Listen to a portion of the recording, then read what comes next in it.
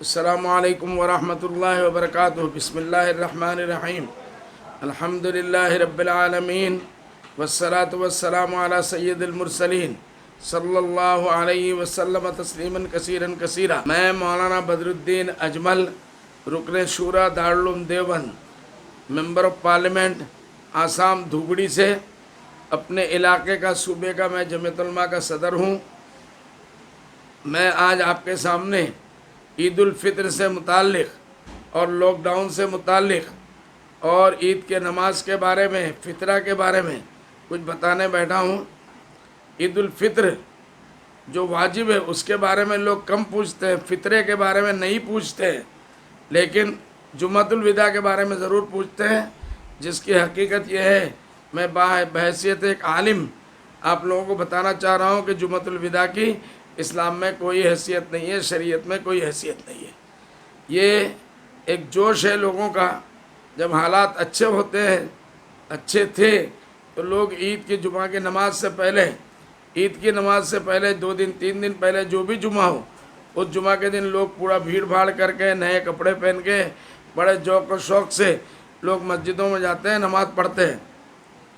اس کے اوپر کبھی کبھی کسی علماء نے میرے خیال سے کوئی نکیر بھی نہیں کیا۔ تو میرا یہ کہنا ہے کہ نمبر 1 کہ اس عید کا نام ہی عید الفطر ہے۔ اس دن غریبوں کے اندر فطرہ دینا واجب ہے۔ ہم لوگ تاکہ ہماری خوشی میں جو غریبوں کے بچے ہیں، بیوائیں ہیں، یتیم ہیں، ان کو بھی کچھ پیسہ پہنچ جائے تو وہ بھی عید کے اندر شامل ہو جائیں، عید کی خوشیوں میں شامل ہو جائیں۔ یہ اپنے علماء کرام سے معلوم کر کے عید الفطر کی نماز میں جانے سے پہلے یا اپنے گھر میں پڑھنے سے پہلے، اس مرتبہ تو عید الفطر میں کہیں جانا نہیں ہے، مسجدیں بند ہے، عیدگاہ میں اجازت نہیں ہے، تو اس لیے اس سے پہلے فطرے کا جو ہے یہ دینا واجب ہے۔ یہ لوگوں میں بانٹ دیا جائے، غریبوں کو دیکھ دیکھ کے معلوم کر کے۔ نمبر 2 میں نے کہہ دیا کہ جمعۃ الوداع کی اسلام میں اور شریعت کے اندر کوئی حیثیت نہیں ہے۔ نمبر 3 نئے کپڑے پہن کے عید کے لیے نئے کپڑے پہننا یہ بھی کوئی فرض بھی نہیں ہے، واجب بھی نہیں ہے۔ اللہ نے آپ کو پیسہ دیا ہے، آپ خریدتے ہیں، ہم بھی خریدتے ہیں، اس میں کوئی حرج نہیں ہے۔ خوشی کا دن ہے، اچھے کپڑے پہنیں گے، خوشی کا اظہار ہوگا۔ اللہ تعالیٰ اپنے بندوں کو جو نعمت دیتا ہے تو اس کے اندر دیکھنا چاہتا ہے، لیکن آج کل لاک ڈاؤن کا زمانہ ہے۔ میں خاص کر اپنی ماں بہنوں سے کہوں گا کہ وہ اللہ کے واسطے بازاروں میں نئے کپڑے خریدنے کے لیے نہ جائیں۔ بازاروں کے کپڑے کے اندر سے بھی یہ کورونا بیماری آ سکتی ہے۔ آپ سوئیاں بازار سے خرید کے لائیں گے، جس طریقے سے کھلے ہمارے مسلمان خاص کر، کوئی برا نہ مانے، کھلے میں رکھ کے فروٹ بیچتے ہیں، جس طریقے سے کھلے میں رکھ کے مٹھائیوں کو بیچتے ہیں، جس طریقے سے سوئیوں کے پیکٹوں کو بیچتے ہیں، اس کے اندر بھی یہ بیماری آ سکتی ہے۔ کپڑے کے پیکٹ جو کھلے ہوئے رہتے ہیں اس کے ساتھ بھی یہ بیماری آ سکتی ہے۔ تو اس لیے عید منانا ہے خوشی کے لیے، غم خریدنے کا یہ دن نہیں ہے۔ اللہ کے واسطے میری بہنیں بازاروں میں نہ جائیں۔ اگر آپ بڑے شہر میں ہیں تو آج کل آرڈر دے کے آن لائن یہ چیزیں منگائی جا سکتی ہے۔ آنے کے بعد اس کو سینیٹائز کیا جائے گھر میں گھسنے سے پہلے، اس کے بعد اس کا استعمال کریں۔ بازار میں جب آپ جائیں گے تو آپ کو بھیڑ بھاڑ میں جانا ہوگا، دکانوں میں بھیڑ بھاڑ ہوتی ہے، کہیں سے بھی یہ بیماری آپ کو لگ سکتی ہے۔ میری بہن، آپ اپنے بچوں کے لیے خوشیاں خریدنے گئی تھی، اللہ نہ کرے آپ ہی خود اس مرض میں اگر مبتلا ہو جائیں تو 10 دن کے اندر کورونا سینٹر میں، کوارنٹائن سینٹر میں آپ کو جانا پڑے گا، تو آپ اس میں خوشی سے محروم ہو گئے۔ اللہ نہ کرے آپ کے گھر کا کوئی سیریس ہو گیا، اللہ نہ کرے کسی کی وفات ہو گئی، تو اس گھر میں، اس علاقے میں خوشی نہیں ہوگی بلکہ غم ہوگا۔ اس کا بھی خیال رکھا جائے، یہ میری گزارش ہے۔ جہاں تک عید کی نماز کے معاملے میں لوگ پوچھ رہے ہیں تو ایک ایک آدمی کو کہاں تک جواب دیا جائے، اس لیے میں نے سوچا کہ ریکارڈنگ کر کے اس کو چھوڑ دیا جائے تو لوگوں کو اس کے ذریعے سے مسئلے پتہ چل جائے گا۔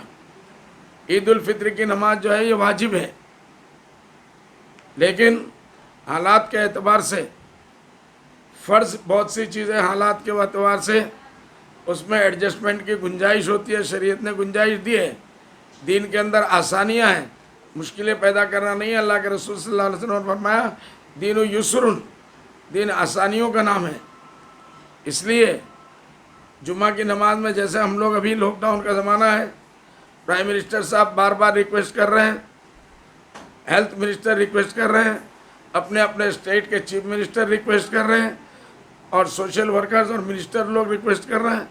اب تک ہم نے مینٹین کیا، 20 دن ہمارے گزر گئے الحمدللہ، اب عید سامنے ہے، تو اس لیے اس عید کی نماز کو بھی ہم لوگ جیسے جمعہ کی نماز کو اپنے گھر میں ادا کر رہے ہیں، مسجد میں 2-3 آدمی ہیں، وہ لوگ اپنی عید کی نماز پڑھیں گے، ہمیں وہاں جانا نہیں ہے، بھیڑ بھاڑ نہیں کرنا ہے۔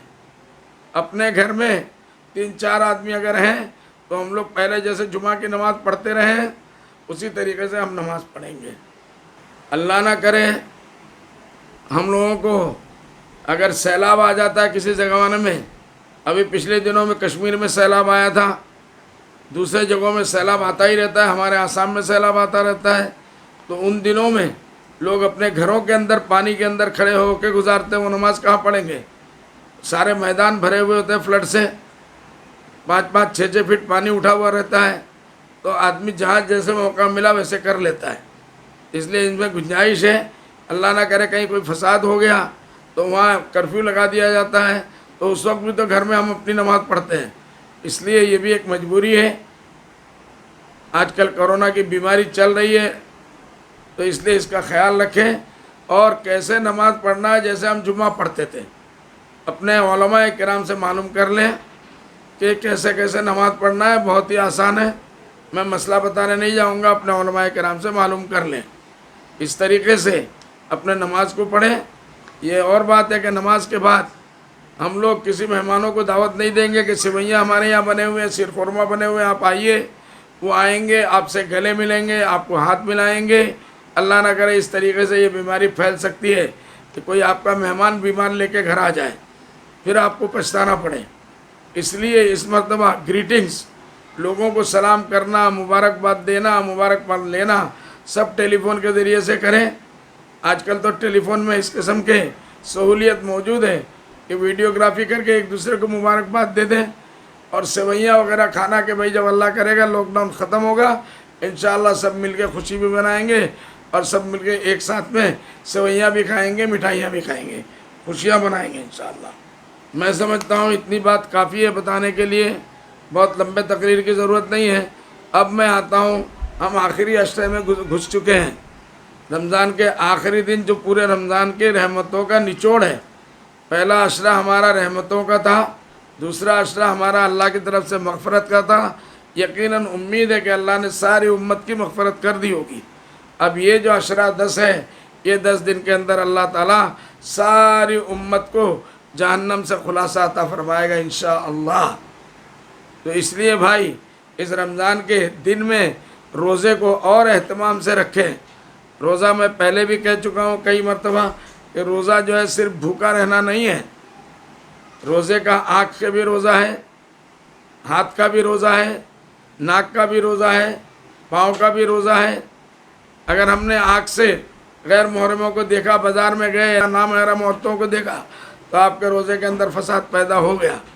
اسی طریقے سے کان سے آپ گانا سنتے رہے، فلمی گانے، دوسری چیزیں سنتے رہے، تو یہ روزے کے اندر بہت بڑا خلل پیدا ہو جائے گا۔ منہ سے آپ نے فحش باتیں کی، ایسی باتیں جو رمضان میں نہیں کرنی چاہیے، عام دنوں میں بھی نہیں کرنا چاہیے، یہ ساری چیزوں سے پرہیز اگر ہم کریں گے، آنکھ کا، کان کا، نام کا، ان السمع والبصر والفؤاد، اللہ کہتا ہے کہ ان سب کے بارے میں، کان، ناک، آنکھ کے بارے میں، منہ کے بارے میں، زبان کے بارے میں، یہ سب چیز قیامت کے دن اللہ میاں سوال کرے گا۔ تو اس لیے اس کو خوب پرہیز سے گزاریں۔ اصل مطلب کی چیز اس کے راتیں ہیں بھائی، یہ جو آخری عشرہ ہے، آخری راتیں ہیں، اسی کے اندر سب سے زیادہ لوگوں کو شب قدر ملنے کی امید ہے۔ شب قدر کی ایک رات کی عبادت خیر من الف شہر، 1000 مہینے سے افضل ہے۔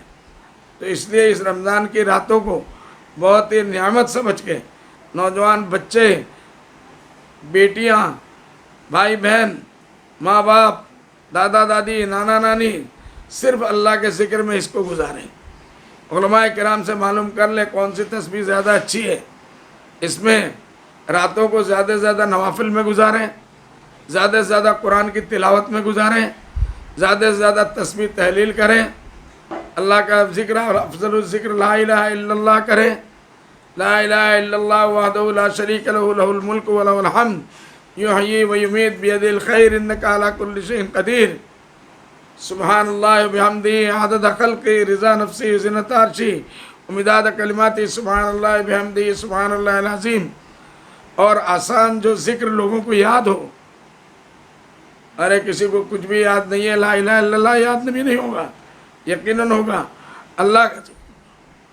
اللہ کی تسبیح تحلیل تقدیس بیان کریں، علماء کرام سے معلوم کر لیں، ٹیلی فون سے معلوم کر لیں، اور یہ راتیں جیسے بھی ہو، ہمارے اگر نماز میں بھی گزرا تو بھی شب قدر ہمیں مل گیا، تسبیح تحلیل میں گزرا شب قدر مل گیا، قرآن پڑھنے میں گزرا شب قدر مل گیا۔ تو یہ عبادت ہے، یہ رمضان کی راتیں، کسی کو نہیں پتا آئندہ رمضان کس کو ملنے والا ہے، یہ بھی نہیں پتا کل ہم کتنے لوگ زندہ رہیں گے میرے بھائی۔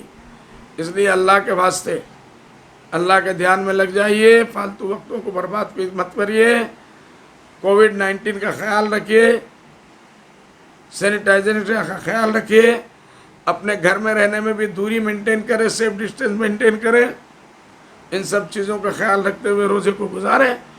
اللہ نے چاہا تو آئندہ رمضان سے پہلے یہ معاملہ ختم ہو جائے گا، 1-2 مہینے میں ہم آرام سے خوشی کے ساتھ نئے کپڑے بھی خریدیں گے، بازار میں بھی جائیں گے، اور اللہ بھی کریں گے، سوئیاں بھی کھائیں گے، عید کے دن گلے بھی ملیں گے۔ لیکن یہ سب بیمار گزرنے کے بعد مجھے امید ہے میری ان چھوٹی چھوٹی باتوں کے اوپر آپ دھیان دیں گے تو اللہ تعالی ہم لوگوں کو کہنے سے زیادہ عمل کی توفیق عطا فرمائے۔ آئیے ساری امت کے لیے دعا کریں، سارے دنیا کے لوگوں کے لیے دعا کریں، اپنے مسلم بھائیوں کے لیے دعا کریں، سارے ملک کے لیے دعا کریں۔ اللہ تعالیٰ اس بیماری سے جلد پوری دنیا کو نجات عطا فرمائے۔ حرمین شریفین کے دروازے ہمارے لیے بند ہو گئے، بہت بڑے گناہ کے بعد یہ ہوا ہے بھائی، اللہ ہم سے ناراض ہو گیا۔ ہم جیسے ناراض ہوتے ہیں اپنے کسی بچے کو ماتحت کو کہتے ہیں جا میری نظر سے دور ہو جا، تیرے لیے آج سے اس گھر کا دروازہ بند ہو گیا، تو اللہ ہم سے ناراض ہو گیا۔ اللہ نے اپنے پوری دنیا کے گھر کے دروازے ہمارے اوپر بند کر لیے۔ ہم لوگ زیادہ سے زیادہ توبہ کریں، استغفار پڑھیں، امید ہے انشاءاللہ اللہ ضرور ہے، غفور الرحیم ہے، وہ معاف کرے گا، کر چکا ہے، اور جو باقی ہے وہ کرے گا۔ آخری رات میں سارے رمضان میں جتنے جہنمیوں کو اللہ چھٹکارا دیتا ہے، حدیث پاک کے حساب سے اس آخری رات میں 30 دن کے برابر جہنمیوں کو اللہ چھٹکارا عطا فرماتا ہے۔ سارے امت کے جہنمیوں کو اللہ چھٹکارا عطا فرمائے۔ وآخر الدعوانا ان الحمدللہ رب العالمین۔ السلام علیکم ورحمۃ اللہ۔